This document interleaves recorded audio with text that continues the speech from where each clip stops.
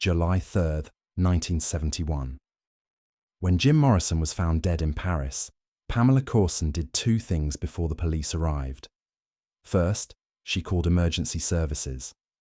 Second, she quickly removed Morrison's poetry notebook and a box of tapes from the apartment on Rue Beautreillis. Years later, when Morrison's sister, Anne Morrison Tuning, learned why Pamela had panicked and hidden the tapes that morning, she was shocked. Pamela told me that the things Jim recorded in Paris were very dark, that his family couldn't handle them. Those tapes were the deepest darkness within Jim, like suicide notes, but with music. According to Morrison's will, everything passed to Pamela: the poetry notebooks, personal letters, and those mysterious tapes. When Pamela died in 1974, the Morrison family began combing through his home in Los Angeles. Elektra Records began searching through studio recordings. They investigated their old apartment in Paris. But during that search, something strange happened. Some Morrison collectors seemed to have entered Pamela's home before the family. A window was broken. Some boxes had been opened. And Pamela's closest friend, Diane, told the Morrison family, "Pamela told me where she hid those tapes, but I promised I wouldn't tell anyone." 50 years later, some Morrison fans claim, "Those tapes aren't lost, they're hidden. Maybe they're in the hands of underground collectors. Maybe they're in Elektra Records' vault. Or maybe they were deliberately made inaccessible to protect Morrison's legacy." But the real question is, are those tapes still out there somewhere?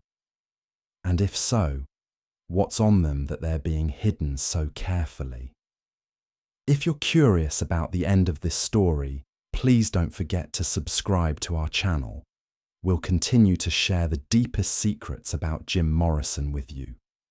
When Jim Morrison arrived in Paris in March 1971, the world had given him a chance. His 6-month prison sentence following the Miami concert scandal had been suspended, and the appeal process was ongoing. The Doors remained in Los Angeles and continued working on their final album without Morrison. For Morrison, this was an opportunity to quit drinking, lose weight, and become a poet again. Pamela Courson accompanied him, and the two settled into a small apartment in the Marais district. Morrison grew out his beard, put on his sunglasses, and began wandering the streets of Paris. Tourists didn't recognize him. Fans weren't chasing after him. For the first time in years, Morrison was just Jim, not the Lizard King. But this freedom became an unexpected burden for Morrison. He had grown accustomed to being on stage for years, to the screams of the crowds, to sweating under the spotlights. Now there was silence, and silence was Morrison's greatest enemy. He tried to cut back on drinking, but couldn't. He would sit at Café de Flore in the mornings, drink whiskey, and write complex verses in his poetry notebook. Pamela was worried because Morrison's poems were no longer what they used to be. He no longer wrote about love, freedom, or nature. He wrote about death, loss, and darkness. Morrison had told a friend, "I'm thinking of dying in Paris. No one here will mourn me. I'll just be remembered as a tourist." Towards the end of April, Morrison made a decision. He told Pamela he needed to make a recording, but he wasn't referring to the Doors. His communication with the band had almost ceased. Ray Manzarek, Robbie Krieger, and John Densmore were finishing the album and waiting for Morrison to return. But Morrison didn't want to come back. No, Morrison had something else in mind: recording his poems. Just his voice, just the words, no music. Morrison had thought for years that being with the Doors had distanced him from his true identity. He wasn't a rock star, he was a poet. and in Paris, he could finally be a poet again. Pamela was excited at first because Morrison had found a goal. But when she read Morrison's poetry notebook, her excitement turned to fear. The pages were filled with death fantasies, thoughts of suicide, dark visions. Jim asked Pamela if she really wanted to record these. Morrison just smiled. People should hear the real Jim Morrison, not the man on stage. But this. Morrison's close friend, Alain Rounet, was a director and poet living in Paris. The two met shortly after Morrison's arrival in Paris, and Morrison asked Alain to help him find a small, private recording studio. Alain found a small studio in the basement of an abandoned theatre building in the Marais district. The equipment was minimal: an old reel-to-reel tape recorder, a single microphone, and bare stone walls for echo. When Morrison first went there, his eyes lit up. "Perfect," he said. "It's like a tomb, ideal for the voice of a dead man." Alain found that comment strange but said nothing. Morrison chose midnight for his first session. Pamela didn't want to leave him alone, but Morrison insisted, "This is just me, you wait outside." Alain was there too, sitting outside the studio. It was 2 a.m, and the streets of Paris were quiet. Morrison went inside, closed the door, and began recording. Alain could hear Morrison's voice from outside. At first it was a whisper, then it grew louder and louder. Morrison was reading his poems, but his style was different from before. He was no longer the shaman on stage. He was a man talking to himself. Sometimes he paused. Sometimes he repeated the same line. Sometimes he cried silently. Alain remembers. Jim's voice had changed. It was no longer the voice of the man who sang "Light My Fire." It was the voice of someone talking from within about death, darkness, and loss. Sometimes I heard sobbing, sometimes screaming. One night when Jim came out of the studio, his face was covered in tears, and Alain said no one should hear these recordings. The first session lasted 3 hours, and when Morrison came out at dawn, he looked exhausted. Pamela was frightened. When she saw him, because Morrison's eyes were bloodshot, his hands were shaking. Pamela asked him what he had recorded, but Morrison just shook his head. "You're not ready yet," he replied. Throughout May, Morrison went to the studio 3 nights a week, each time at midnight, each time alone, each time with a bottle of whiskey. Pamela was worried, but she was glad Morrison finally had a purpose. Maybe these recordings would heal Morrison. Maybe getting his dark thoughts out would help him. But the opposite was true. Morrison got worse after each session. He drank more, slept less, and gained more weight. One day Pamela asked Alain, "What is Jim doing in the studio?" Alain hesitated to tell her the truth, but finally confessed. "Pamela, Jim is reading poems about death, talking about suicidal thoughts, fantasizing about disappearing. It's as if he's recording his final message." That night, Pamela confronted Morrison. "Jim, why are you making these recordings? This isn't healthy." Morrison looked at her and said, "Because the Jim Morrison in the doors wasn't real. The man on stage was a mask. Now people will hear the real me. They'll know the real Jim Morrison before I die." Pamela froze. "Before you die?" Morrison just smiled and poured himself another whiskey. In early June, Morrison came home from the studio one night with a cassette tape in his hand. He told Pamela to listen to it. Pamela took the tape but didn't dare listen to it. Morrison insisted, "You have to listen to it, because when I die, you have to keep this tape. No one should hear it, especially my family." Pamela was shocked. "Jim, why are you talking about death all the time?" Morrison didn't answer. He just put the tape in the player. The first few seconds were silent. Then Morrison's voice came on. But it wasn't the voice Pamela knew. It was deep, broken, tired. Morrison was reading poetry, but the content was so dark that Pamela wanted him to stop the tape. Morrison didn't even pause. The tape continued playing, and Morrison's voice described dying in the bathtub, the water slowly filling his lungs, the peace of taking his last breath. Pamela began to cry. "Jim, please turn this off." Morrison stopped the tape and looked at Pamela. "See? This is the real Jim Morrison. This darkness was always inside me. Now I've recorded it." Pamela took the tape from him and promised to hide it. But she set one condition. "Jim, not a single one of these recordings will ever be released. You promise." Morrison agreed but added one thing. "After I die, you decide. Maybe the world will be ready." Towards the end of June, Morrison's studio sessions became even more intense. He was now going 5 nights a week, staying longer each time. Alain was worried because Morrison's physical condition was deteriorating. He was beardless, overweight, and breathless. One night when Morrison came to the studio, he started coughing and couldn't stop.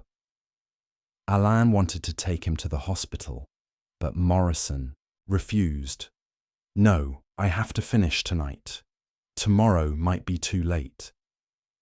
Alain didn't understand that comment, but he couldn't stop Morrison. That night, Morrison stayed in the studio for 6 hours. Alain sat outside and listened to Morrison's voice. The voice was getting weaker, as if Morrison's energy was running out. Around 4 in the morning, Morrison came out and looked at Alain. "I'm done," he said. Alain asked, "Done with what?" Morrison replied, "My final message. If I die tomorrow, at least the world will know the real me." Alain took Morrison home and handed him over to Pamela. When Pamela saw Morrison, she was frightened. "Jim, you have a fever. We need to go to the doctor." Morrison refused. "Pamela, I'm fine, just a little tired. I need to sleep." The next day, Morrison didn't get out of bed. When Pamela looked at him, she noticed Morrison was having trouble breathing. She called the doctor, but the doctor said Morrison just had a cold. 2 days later, Morrison felt a little better and said something to Pamela. "Are the tapes safe?" Pamela said, "Yes, I hid them." Morrison relaxed. "Good, because those tapes are my most important work. More important than the Doors albums. They are the real me." On the night of July 2nd, Morrison and Pamela went to the movies. The film was monotonous, and Morrison fell asleep. Pamela woke him up, and they returned home. Morrison was quiet that night, not saying a word. Pamela asked him if he wanted something to drink, but Morrison refused.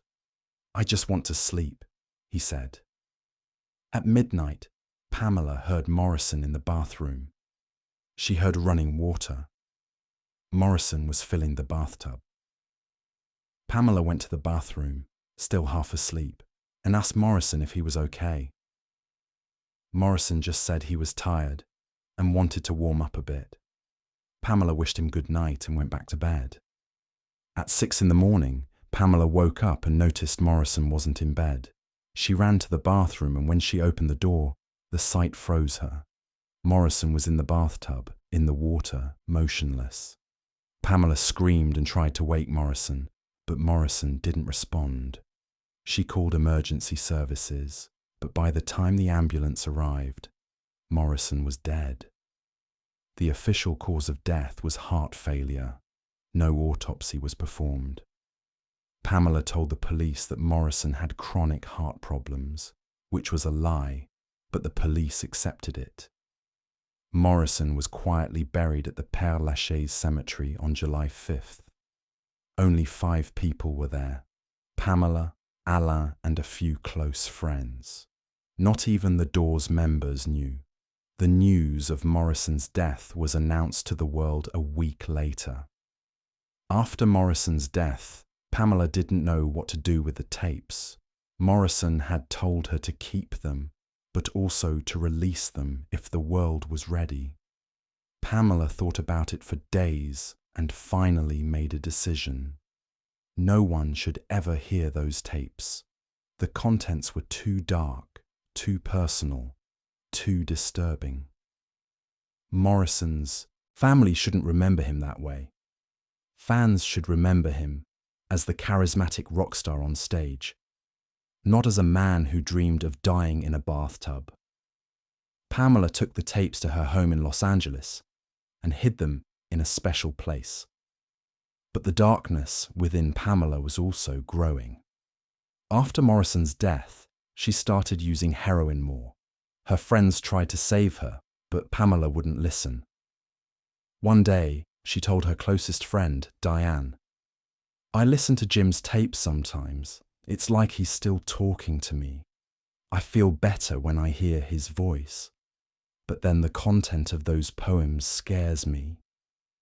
Jim describes death in such detail, it's as if he experienced it himself.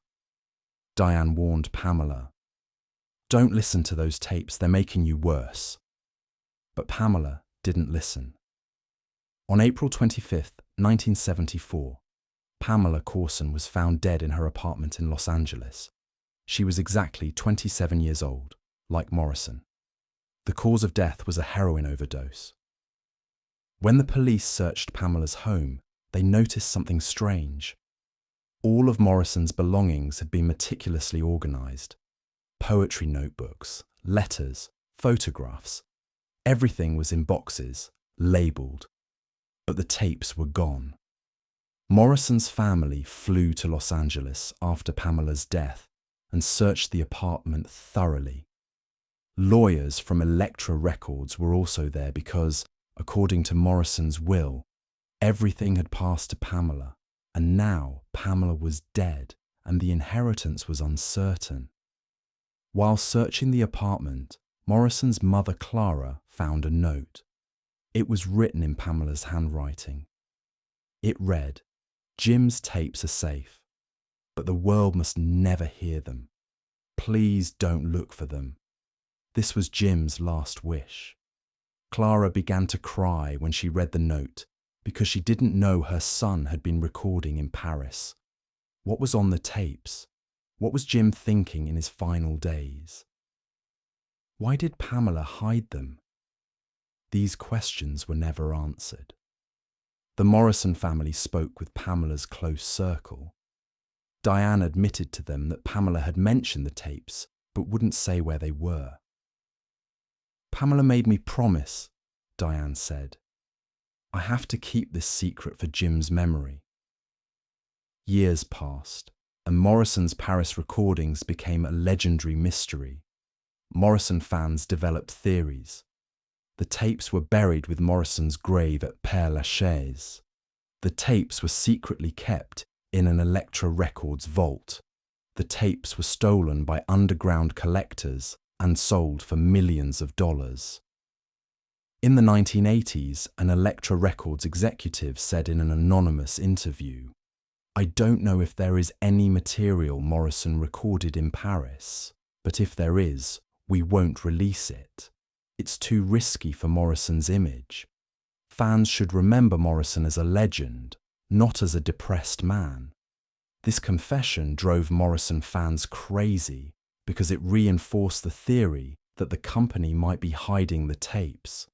But Elektra Records never made an official statement. In the 1990s, Morrison's sister, Anne Morrison Tuning, began researching the family's Morrison archives to prepare a book. Anne re-examined Pamela's old house, met with Diane, and visited Alain Rounet in Paris. Alain confirmed the existence of the tapes. Yes, Jim made recordings. There was at least 10 hours of material, all dark poems. I heard some of them and was disturbed. But I don't know where the tapes are, Alain said. In 2009, an event excited Morrison fans. The owner of an antique shop in Paris announced that he had found a poetry notebook, allegedly belonging to Morrison. The notebook was dated 1971 and was filled with Morrison's handwriting. Elektra Records sent experts who confirmed the notebook's authenticity. But there was a note inside the notebook. Morrison had written in his own handwriting, "I recorded these poems in the studio in the Marais. 10 tapes. They are my will. Pamela knows." This discovery was the strongest evidence that Morrison's Paris recordings were real. The Morrison family was excited and contacted Pamela's old friends again. Diane was now elderly and in the final years of her life. In a conversation with Morrison's nephew, Diane finally confessed, "Pamela entrusted the tapes to me, but I hid them somewhere. I won't say where because I promised Pamela. But I can tell you this, those tapes still exist. They were not destroyed. One day, perhaps the world will be ready." Diane died 2 years later, taking her secret to the grave. Today, no one knows where Morrison's Paris recordings are. Elektra Records, the Morrison family, Morrison fans. They all believe different theories. Some believe the tapes were destroyed by Pamela because the content was too disturbing. Some believe the tapes are still somewhere in Los Angeles, perhaps in a bank vault, perhaps in a hidden compartment in the walls of Pamela's old house. Others believe the tapes have long been found and are being traded among underground collectors. Even 50 years after Morrison's death, this mystery remains unsolved. But one thing is certain. If those tapes ever surface, the world will get to know Jim Morrison more intimately than ever before. His stage persona will fall away, and the real Jim Morrison will emerge, with all his darkness, all his fears, all his suicidal thoughts. Perhaps that is why the tapes are being hidden. Perhaps the best way to protect Morrison's legacy is for them to remain lost forever. Or perhaps, as Diane said, the world isn't ready yet. But when it is, those tapes will go down in history as Morrison's true testament.